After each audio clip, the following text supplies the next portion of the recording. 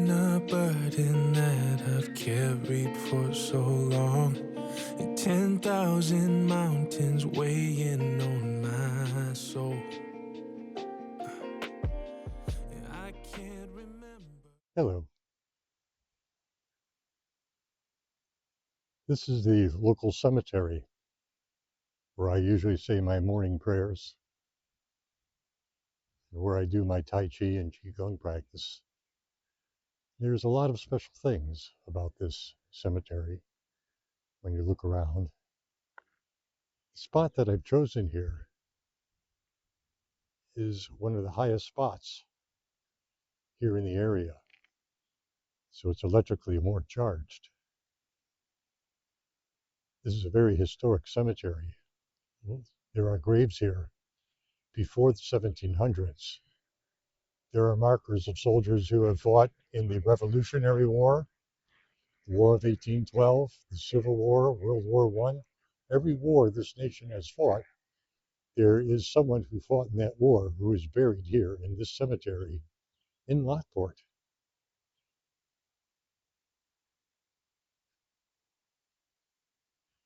You can tell by the topography, the height here, this has been sacred ground for a long, long time. Before this area was colonized, the indigenous cultures used this site.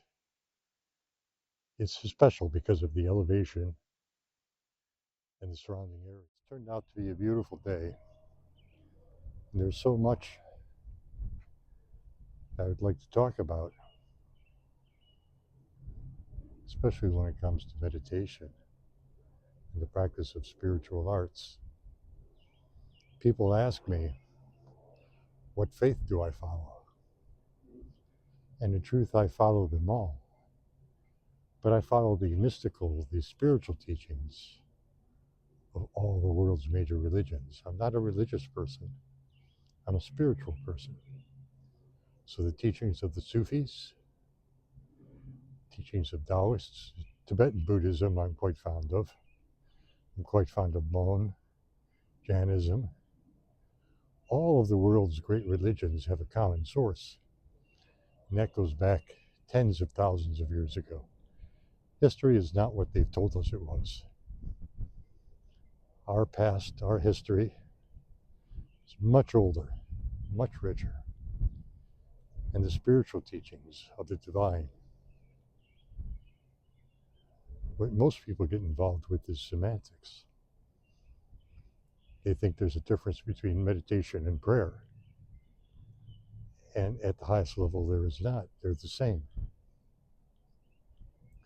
That's what St. Teresa of Avila taught in her 4 stages of prayer. And when you get to the highest practice, by the Hesychasts and the monks at the Mount Athos monastery that perform the Jesus prayer is identical in its function and purpose as Tibetan Buddhism is, with the postures, the breath, the mantra. And that's what the Jesus prayer is. It's a mantra focusing on breathing and postures. Same thing in Tibetan Buddhism, with mantras and postures and breathing. It's the same. The meaning is the same. But we get caught up with semantics. We are living in very, very interesting times because of what's happening with our magnetic field and what's going on with the sun. There's a lot of talk online about Tai Chi walking. And it's not really a big mystery. Tai Chi walking is where you keep your weight on one leg and don't put the weight down on the other leg until you're ready to transfer that weight to the other leg. It's kind of like skating or skiing, where you've got your weight on one foot, but it doesn't truly transfer to the other foot until you're ready to plant that other foot, where that other foot just goes down. But before that time, that foot can go anywhere that it wants. Most people are going to walk side to side. They just put the leg out a little bit, but instead of using all of the muscles of the leg to lift that leg completely up, to where if instead of stepping down, you could stop, pretend that you're walking on a sheet of ice. And when you walk on a sheet of ice, you can't throw your weight in this direction or that direction. You've got to have your weight centered over your foot to carry the weight, or you're going to slip and slide. You're not going to have your weight connected to the earth. So with Tai Chi walking, you're lifting that leg up and you're not transferring the weight until you're ready to move. And then that transfer of weight from one foot to the other, I'm doing it now, it's like a rocking motion. But you want to get a better sense of balance. And that's what it comes down to, is being more aware of your body and the balance with the earth, with gravity, and your relationship. I have been practicing these arts for over 50 years, and my practice is a synthesis of Tai Chi Chuan, Bagua, Shigi, Shaolin, as well as Taoist yoga. You can get more information at our website at www.wujitao.us. You can also find us on Patreon and Substack.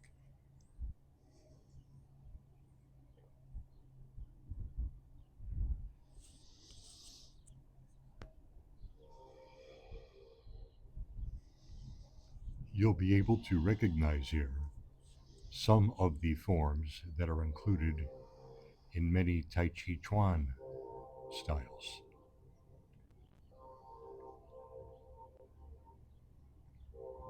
But here I will also incorporate some of the movements from Bagua.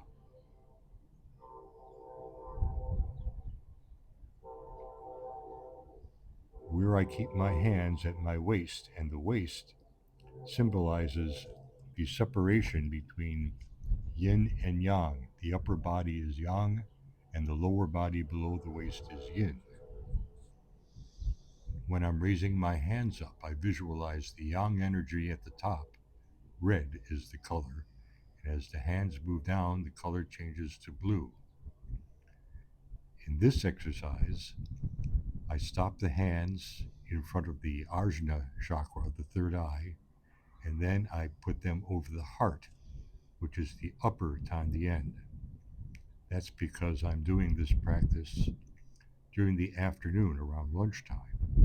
If I were doing this in the morning or the evening, those hand positions would be going to the lower Tandien below my belt. But in the middle of the day, the energy goes to the heart. And I am facing the sun in all of these exercises. These are more designed to assimilate energy and to cultivate the energy.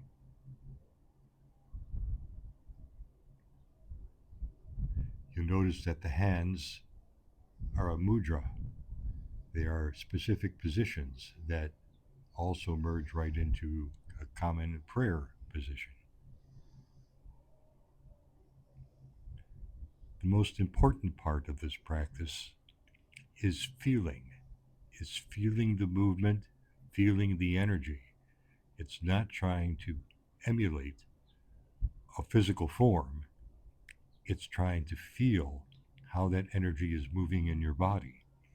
And that feeling changes from day to day, from hour to hour. So you really want to get in touch with what you're feeling in the movements. And the most profound and powerful of the movements as we were taught in temple style Tai Chi, are stationary forms. And doing the low horse stance that you see here is the most powerful of all of the stationary forms. Here, when I raise my hands up and then lower them down to the ground, I visualize. Here you can see the elevation a little bit better. How everything in the distance is at a lower elevation. We're on a pretty nice hill here.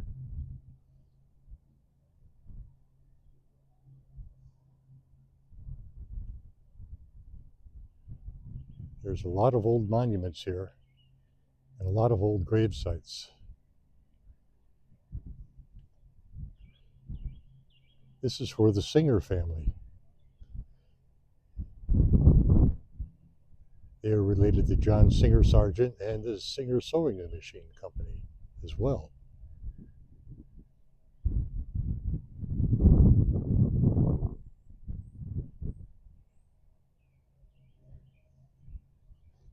What I found special about this cemetery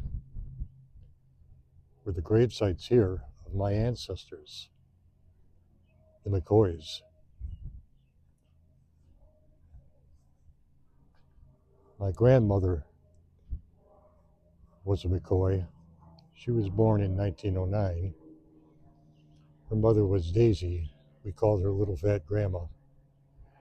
Here are the grave markers of the McCoys that are buried here.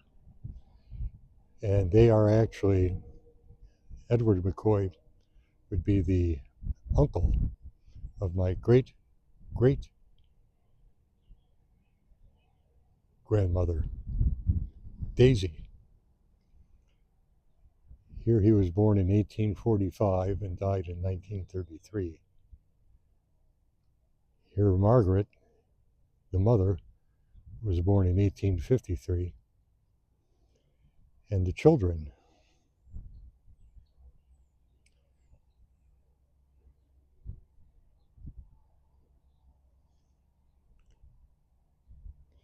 most of the children died in the late 1800s. John Isaac died in 1882. This was when sanitation was becoming a big deal.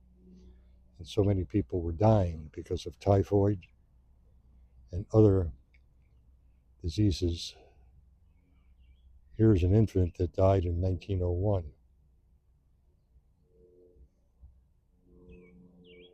And there was always talk from my grandmother that somehow we were related to the Grants, or there was a connection to Ulysses S. Grant. And I don't think it's a coincidence that right nearby we find the Grant marker for the Grant family. Reverend Joel Grant was born in 1816 and died in 1873.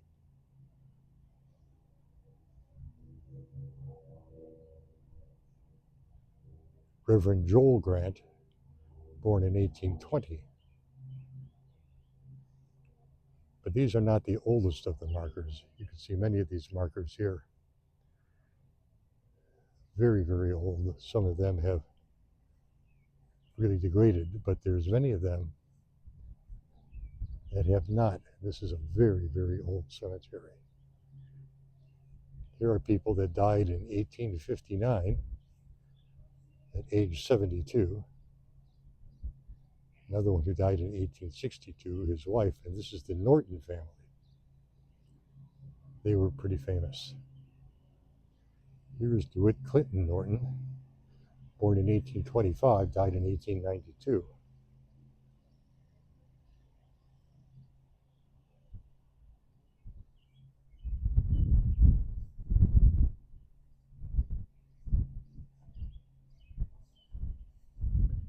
There was a big Scottish influence here in Lockport.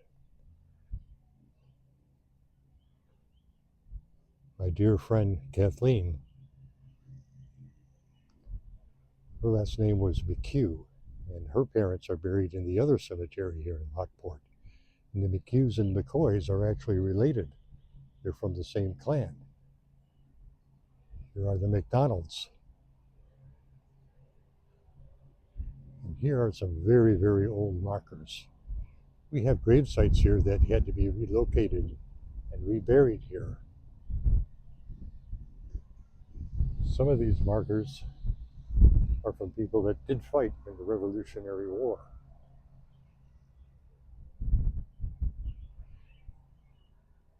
Let's see if these are the markers I was thinking of.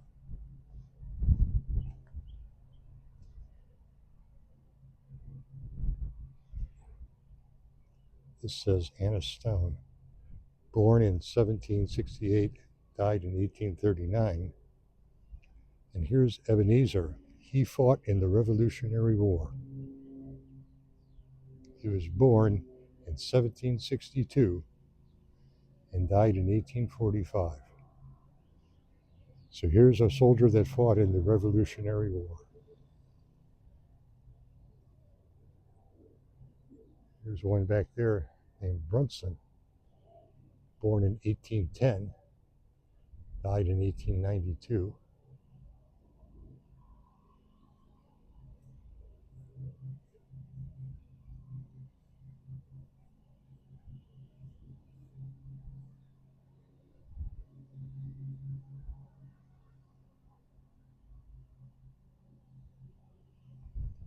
There's one Captain Holder Sisson, died in 1878 at the age of 87. He was born in the 1700s.